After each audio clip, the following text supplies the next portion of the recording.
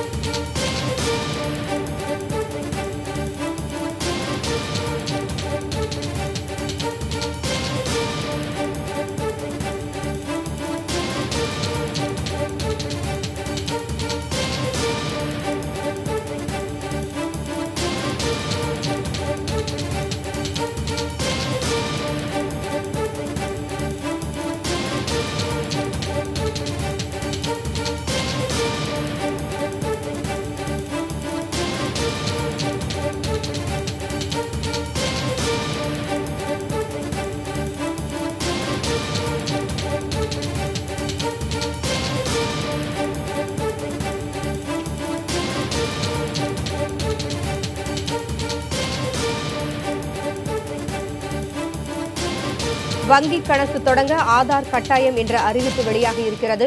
50,000 ரூபாய்க்கு மேற்பட்ட பண பரிவர்த்தனைக்கு ஆதார் எண் அவசியம் என்ற தகவலும் வெளியிடப்பட்டிருக்கிறது. டிசம்பர் 31ஆம் தேதிக்குள் வங்கிக் கணக்கில் ஆதார் எண்ணை இணைக்க வேண்டும் என்ற அறிவிப்பும் வெளியிடப்பட்டிருக்கிறது. இதுகுறித்த கூடுதல் விவரங்களை செய்தியாளர் நிரஞ்சனிடம் கேட்கலாம். நிரஞ்சன், விவரம் என்ன? இந்த விவகாரத்தை பொறுத்தவரை இந்த ஆதார் எண்ணை அனைத்து விவகாரங்களுக்கும் கட்டாயமாக்கக்கூடிய ஒரு திட்டத்தினை தற்பொழுது மத்திய அரசு கையில் எடுத்திருக்கின்றார்கள். குறிப்பாக இந்த வங்கி கணக்கு தொடங்குவதற்கு ஆதார் எண் அவசியம் என்ற இந்த அறிவிப்பு என்பது மிக மிக முக்கியமான ஒன்றாக பார்க்கப்படுகின்றது. அது மட்டுமில்லாமல் ஏற்கனவே வங்கிகளிலிருந்து வரக்கூடிய தகவல்கள் என்னவென்றால், இதுவரை நீங்கள் ஏற்கனவே அக்கௌண்டை ஓபன் செய்திருந்தீர்கள் என்றால் உங்களது ஆதார் எண்ணை உடனடியாக வங்கி கணக்குடன் இணைத்துக் கொள்ளுங்கள். அவ்வாறு இணைத்தீர்கள் என்றால்தான் நேரடியாக மத்திய அரசு வழங்கக்கூடிய சலுகைகள், அதாவது கேஸ் உள்ளிட்டவற்றுக்கு மானியம் வழங்கப்படுகின்றது. அந்த மானிய தொகை நேரடியாக உங்களது வங்கி கணக்கில் வரவு வைக்கப்படுவதற்கு சுலபமாக இருக்கும் என்பதனை வங்கிகள் ஏற்கனவே தங்களது வாடிக்கையாளர்களுக்கு அறிவித்திருந்த நிலையில் தற்பொழுது அரசே இந்த விவகாரத்தை அதை கட்டாயம் என்று கூறியிருக்கின்றார்கள். அது மட்டுமில்லாமல் இல்லீகல் டிரான்சாக்சனை குறைக்க வேண்டும் என்ற ஒரு விஷயத்தின் காரணமாக 50,000 ரூபாய்க்கு மேல் வங்கி பண பரிவர்த்தனை, அதாவது வங்கியிலிருந்து பணம் எடுப்பது உள்ளிட்ட விஷயங்களை மேற்கொள்ளும் பொழுது ஆதார் எண் கட்டாயமாக கொடுக்கப்பட வேண்டும் என்ற ஒரு விஷயமும் தற்பொழுது அறிவிக்கப்பட்டிருக்கின்றது. இதில் எங்கு நாம் முரண்பட வேண்டும் என்று பார்த்தமேயானால், உச்சநீதிமன்றம் ஏற்கனவே இந்த ஆதார் விஷயத்தில் பல்வேறு கிடுக்குப்பிடி கேள்விகளை மத்திய அரசுக்கு கேட்டிருந்தார்கள். இந்த மாதிரி நீங்கள் கட்டாயம் என்று கூறினீர்கள் என்றால் அது தனி மனித உரிமையில் தலையிடுவது போன்று இருக்காதா என்ற உள்ளிட்ட பல்வேறு கேள்விகள் உச்சநீதிமன்றத்தில் தொடுக்கப்பட்டிருந்த வழக்கு விசாரணையின் பொழுது நீதிமன்றமே கேள்வி கேட்டிருந்தார்கள். எந்த அளவிற்கு ஆதார் பாதுகாப்பானது உள்ளிட்ட பல்வேறு விஷயங்களும் இருந்து வருகின்றது. இந்த வழக்குகள் அனைத்தும் தற்பொழுது உச்சநீதிமன்றத்தில் நிலுவையில் இருந்து வரக்கூடிய இந்த சூழ்நிலையில் எந்த அடிப்படையில் இவர்கள் இதனை இந்த மத்திய அரசு இந்த அறிவிப்பினை கொடுத்திருக்கிறார்கள் என்பதும் தற்பொழுது உற்று நோக்க வேண்டியிருக்கின்றது. அது மட்டும் இல்லாமல் எதையுமே நீங்கள் கட்டாயமாக்க கூடாது, ஒரு ஆப்ஷனாக வேண்டுமானால் வைத்துக் கொள்ளலாம் என்பதை தான் ஏற்கனவே நீதிமன்றம் கூறியிருந்த நிலையில் திடீரென்று இவர்கள் கட்டாயம் என்று கூறியிருப்பது நீதிமன்றத்தின் அந்த உத்தரவுகளை மீறும் வகையில் இருக்கும் என்றும் ஒரு வகையில் பார்க்கப்படுகின்றது. எனவே இவை அனைத்தையும் பார்த்தமேயானால் இந்த விவகாரம் தொடர்பாக உச்சநீதிமன்றத்தில் யாரேனும் முறையிட்டால் மத்திய அரசிற்கு கண்டிப்பாக சில கண்டனங்கள் வருவதற்கான வாய்ப்பும் அதிகமாக இருக்கின்றது. இந்நிலையில் இந்த ஆதாரை இந்த ஆண்டு, அதாவது வருகின்ற ஆண்டு முதல் கட்டாயமாக பின்பற்ற வேண்டும் என்ற இந்த அறிவிப்பு என்பது ஒரு விதமான பதற்றத்தை ஏற்படுத்தியிருக்கிறது என்றுதான் கூற வேண்டும். நிரஞ்சன், இந்த நிலையில டிசம்பர் 31ஆம் தேதிக்கு முன்பாக அனைத்து தற்போது நிரஞ்சன் இணைப்பிலேயே இருங்கள் நம்முடன். தற்போது வங்கியாளர் தாமஸ் பிராங்கோ இணைப்பில் இருக்கிறார், அவரிடம் பேசலாம். நன்றி திரு தாமஸ் இணைப்பில் வந்ததற்கு. இந்த அறிவிப்பை நீங்கள் எப்படி பார்க்கிறீர்கள்? இனி இதுவரைக்கும் பான் எண் என்பதுதான் கட்டாயமாக இருந்தது. 50,000க்கும் மேற்பட்ட பணப்பரிவர்த்தனைக்கு பான் எண் கொடுக்க வேண்டும், கணக்கு ஆரம்பிக்க பான் எண் கொடுக்க வேண்டும் என்ற நிலையில தற்போது அந்த இடத்திற்கு ஆதார் எண் கொண்டு வரப்பட்டிருக்கிறது. இது எந்த மாதிரியான தாக்கத்தை ஏற்படுத்தும்? ஒன்று, ஏற்கனவே உச்ச நீதிமன்றம் என்ன சொல்லியிருக்குதுன்னு சொன்னா, ஆதார் என்பதை கட்டாயப்படுத்தக்கூடாது, அது ஒரு விருப்பத்திற்கேற்ப மக்கள் வாங்கிக்கிடலாம், பயன்படுத்தலாம்னு சொல்லியிருக்கு. ஆனா அந்த நீதிமன்றத்தினுடைய உத்தரவுக்கு கூட அப்பாற்பட்டு இப்படி ஒரு உத்தரவை வங்கிகளுக்கு பிறப்பிக்கிறது தவறானது. ஆதார் கார்டு இல்லாம இன்னும் நிறைய பேர் இருக்காங்க. குறிப்பாக மிக ஏழைகளாக இருக்கக்கூடிய கிராமப்புற மக்கள், எழுத படிக்க தெரியாதவர்கள், அதே மாதிரி நகர்ப்புறங்கள்ல கூட எந்த ஒரு நிரந்தரமான வீடும் இல்லாதவர்கள்லாம் இருக்காங்க. அவங்களுக்கெல்லாம் ஆதார் கார்டு கிடைக்கிறது இல்லை. ஆதார் இல்லாமல் கணக்கு திறக்க முடியாதுன்றது ஒரு நியாயமான விஷயம் இல்லை. இது மக்களுக்கு ஒரு பக்கத்துல பைனான்சியல் இன்க்ளூஷன் சொல்லி எல்லோருக்கும் வங்கி கணக்கு திறக்கணும்னு சொல்லிட்டு, இன்னொரு பக்கத்துல இந்த மாதிரி கட்டுப்பாடுகளை கொண்டு வருவது நல்லதல்லன்றது என்னுடைய கருத்து. இப்போ வங்கி கணக்கில் ஆதார் எண்ணை இணைப்பதால் ஏதாவது பயன் இருக்கிறதா? இப்படி ஆதார் எண்ணை இணைப்பதால் இந்த பயன் இருக்கிறது, அதனால் இதை செயல்படுத்தலாம் என்று சொல்வதற்கு ஏதாவது ஒரு சில காரணிகளாவது இருக்கிறதா? பயன் எப்படி வரும்னு சொன்னாக்கி, இப்போ இந்த வேலை வாய்ப்பு உறுதி திட்டம், அதே போன்று பென்ஷன் திட்டங்கள், இந்த திட்டங்கள்லாம் அமுல்படுத்தும் போது ஆதார் அட்டையை பயன்படுத்தி தான் அந்த கணக்குகள் மூலமாகத்தான் கொடுக்கணும்னு சொல்லியிருக்காங்க. ஸோ அந்த விதத்துல இந்த மாதிரி கணக்கு வச்சிருக்கிறவங்களுக்கு அந்த அக்கௌண்ட்ல கிரெடிட் வர்றதுக்கு உதவியாக இருக்க வாய்ப்பு. இப்போ பல்வேறு திட்டங்களின் பயன்களை பெறுவதற்கு வங்கி கணக்குகள்ல நேரடியாக பயனாளிகளுக்கு தொகையை செலுத்துகின்ற திட்டத்தை மாநில அரசாங்கமும் சரி மத்திய அரசாங்கமும் சரி வைத்துக் கொண்டிருக்கிறது. ஆக ஆதார் எண்ணை இணைப்பது என்பது அந்த ரீதியில பார்க்கும்போது நியாயப்படுத்த முடியுமா? அந்த மாதிரி நியாயப்படுத்த முடியாது. காரணம், ஆதார் எண் கட்டாயம் அல்லன்னு சொல்லி உச்ச நீதிமன்றம் சொல்லி இருக்குது. காரணம், ஒரு தடவை நீங்க ஆதார் எண்ணை பயன்படுத்தி கணக்குகள்ல உங்களுடைய முழு விவரங்களையும் தெரிவிக்கும் போது அந்த விவரங்கள் யார் வேணும்னாலும் பயன்படுத்தக்கூடிய வாய்ப்பு இருக்கு. இப்ப இன்னைக்கு வங்கி கணக்கு எல்லாம் ஒரு பேங்க்ல இருக்கக்கூடிய கணக்கை இன்னொரு பேங்க் உள்ள ஆட்கள் கூட பார்க்க முடியும் என்பது தனி மனிதனுடைய விருப்பத்துக்கு கேட்காமலேயே இந்த தகவல்களை மற்றவர்கள் பார்ப்பதற்கும் பகிர்ந்து கொள்வதற்கும் வாய்ப்பு இருக்கு.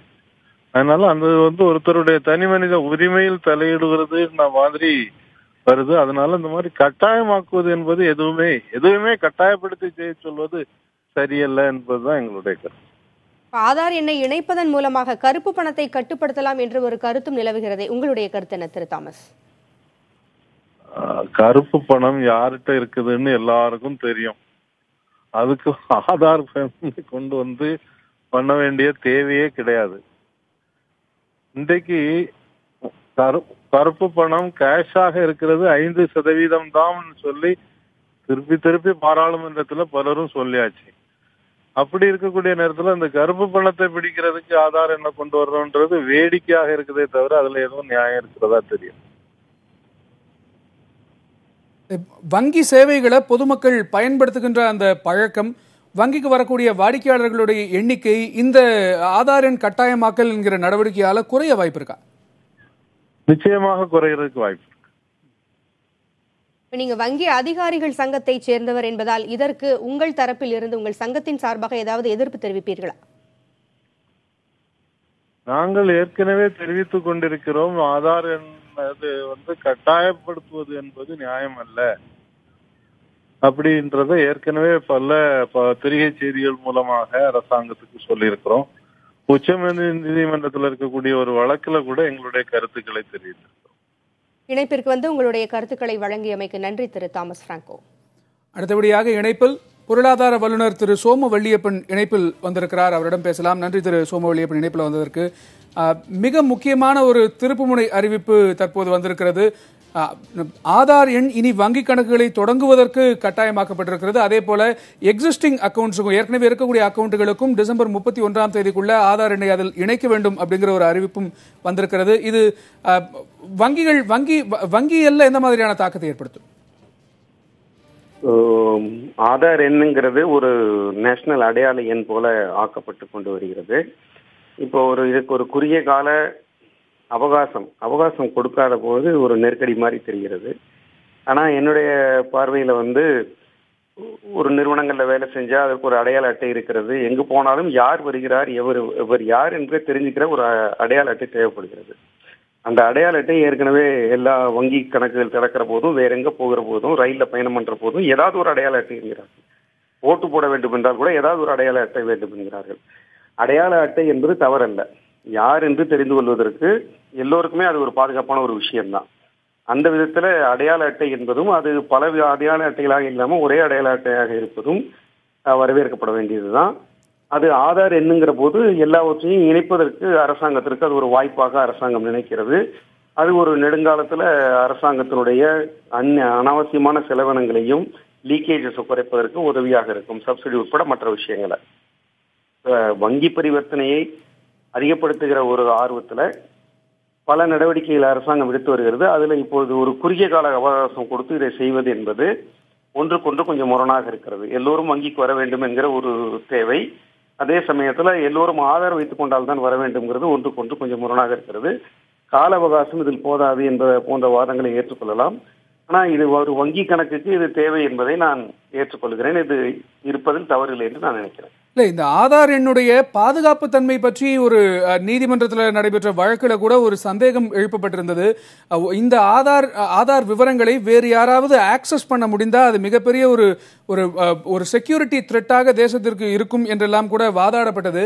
அப்படி இருக்கக்கூடிய சூழ்நிலையில வங்கி கணக்குகளையும் இதோடு இணைப்பதால ஏதாவது பாதகங்கள் ஏற்பட வாய்ப்பு இருக்கிறதா?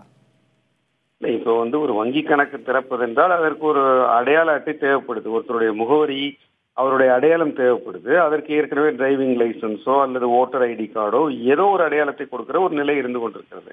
இப்ப எல்லா அடையாள அட்டைகளும் சரிதானா என்று வங்கிகளுக்கு எல்லாம் தெரியாது, அவர்கள் பார்ப்பதெல்லாம் தெரியாது. இது எல்லாவற்றுக்கும் ஒரு முழு செக்யூரிட்டி செக்கு கிடையாது. அதனால ஒரே ஒரு அடையாள அட்டையை எல்லாவற்றுக்கும் பயன்படுத்துவது தேசம் மொத்தத்திற்கும் சரிதான். இது மாதிரி பல தேசங்கள்ல இருக்கிறது. ஒரு நம்பர் வைத்துக் கொண்டு எல்லாவற்றையும் கண்காணிக்கிறார்கள், அது வரை சரி. இது ஆதார் அட்டையில் இருக்கிற தகவல்கள் மற்றவர்களுக்கு பயன்படுகிறது, அதை யாராவது ஹைஜாக் பண்ணிடுறாங்க, அதை தவறாக பயன்படுத்துகிறார்கள் என்பது கம்ப்ளீட்டா வேற ஒரு சப்ஜெக்ட். அதற்கான சைபர் செக்யூரிட்டி கண்டிப்பாக தேவைதான். அது வங்கியில கொண்டு போய் இந்த அடையாள அட்டை கொடுப்பதனால அதனால வங்கி கணக்கை எடுத்துக்கொள்வார்கள் என்பது போன்ற வாதங்கள் அதுல வராது.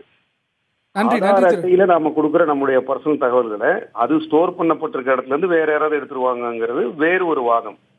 ஒரு வங்கி கணக்குல ஆதார் அட்டை தேவை என்று சொல்கிற போது வேற ஏதோ ஒரு அடையாள அட்டையை கொடுக்கிறோம், அதுக்கு பதிலாக ஆதார் அட்டையை கொடுக்கிறோம். நிச்சயமாக ஆதாரின் பாதுகாப்பு தன்மை என்பது வேறு ஒரு வாதம் என்றாலும் மிக முக்கியமான வாதமும் கூட, விவாதிக்கப்பட வேண்டிய ஒரு வாதம். அதே நேரத்தில் வங்கியாளர்கள் தரப்புல இதற்கு எதிர்ப்பும் தெரிவிக்கப்பட்டதையும் முன்னதாக நாம் பார்த்திருந்தோம். உங்களுடைய தகவல்களுக்கு நன்றி.